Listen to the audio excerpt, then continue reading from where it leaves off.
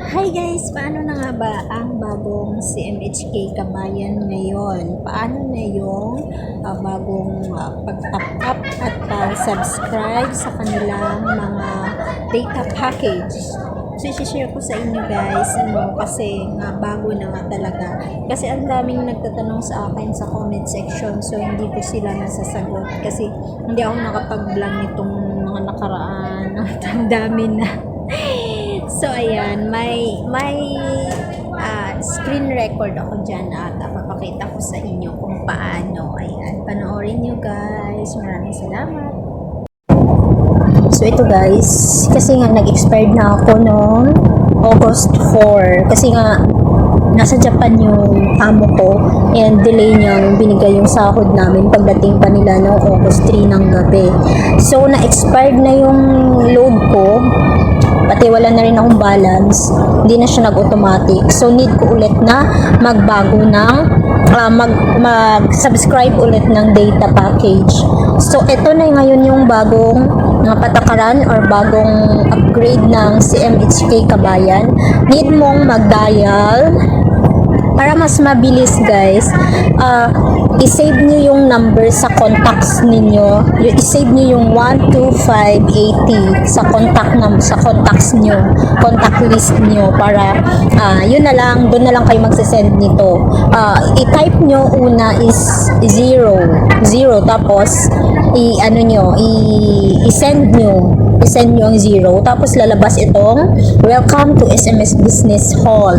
Please submit the service code for services. So, kailangan, kung gusto mo mag-inquire lang, 1, pag prepaid card refill, pag magre-refill ka, 2, tapos pag mag-manage subscribe service, 3, and number 4, data package subscription and query. So, ako, kailangan ko ng data package kasi nga wala na akong load. So, pinindot ko yung 4. So, ayun, pagka 4, ayan, please submit below service code for applying related service. Then, basahin mo na lang ulit kung ano yung data package, Hong Kong local. Siyempre, dito sa Hong Kong, di ba? So, yung pinili ko, yung 41. And then, magsasabi na naman siya, ayan, mamimili ka, magbibigay sila ng list. Pipili ka kung ano dyan yung gusto mong isubscribe. Ito pinili ko yung 1 na lang kasi nga 88 lang siya. Tapos meron nakapagsabi sa akin na maganda naman daw yung 88. At least, di ba? Kasi yung sinubukan ko talaga yung 108. Yung 108 na yun, so yun, kinapos na yung pera ko nung nakaraan. Hindi umabot. Kaya na-expired talaga yung aking load.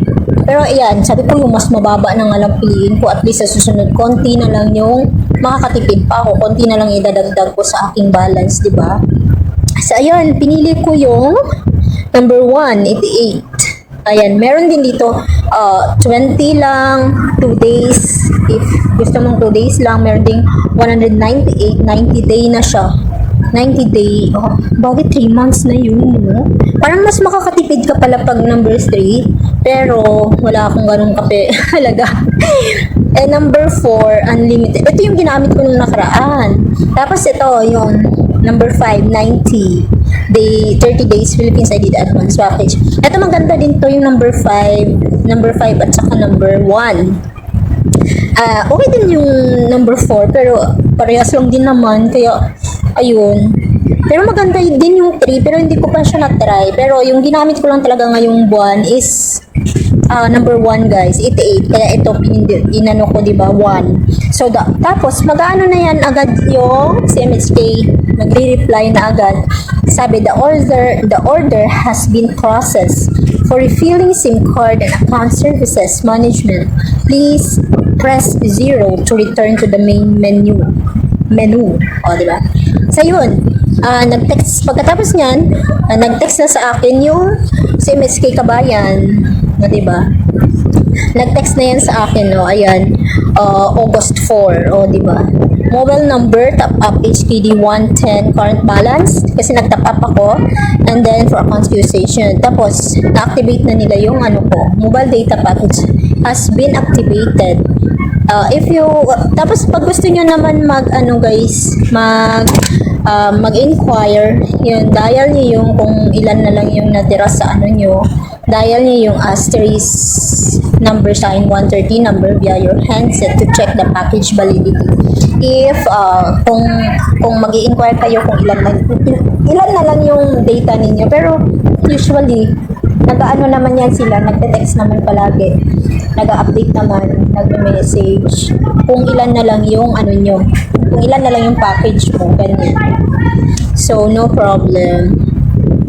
So, ayan, no, HKD88 has been deducted. So, yan na yung ginamit ko ngayon, guys. Okay naman for G-Mobile data, 30 days. O, ayan, 300 minutes, free local. So, ayan na ngayon yung ginagamit ko, guys. Ito siya. Okay, so, ayan. Ayan, may bago. Lagi yan sila nagpapadala kung ano. Kaya, wala na din problema. Ayan, kasi ang daming nag-message sa akin. Kasi may post ako nung dati pa na about sa CMSK Kabayan, paano ano ng data. Kasi nga, wala na, ang hirap walang nagbablog kasi ng ganito minsan. Kaya yun, madami doon nag-message sa vlog ko na yun kasi pinaliwanag ko doon tapos nilagay ko yung ano ng CMHK kung paano mag-refill. Pero dahil nga nagbago na, ayun, hindi na naman makapag ano. May mga friends, may mga subscribers ako na nag-message, nagko-comment na paano daw kasi bago na daw, hindi daw nila alam. Ayun. So ayan, sorry guys kasi ngayon lang ako ulit nakapag-update talaga.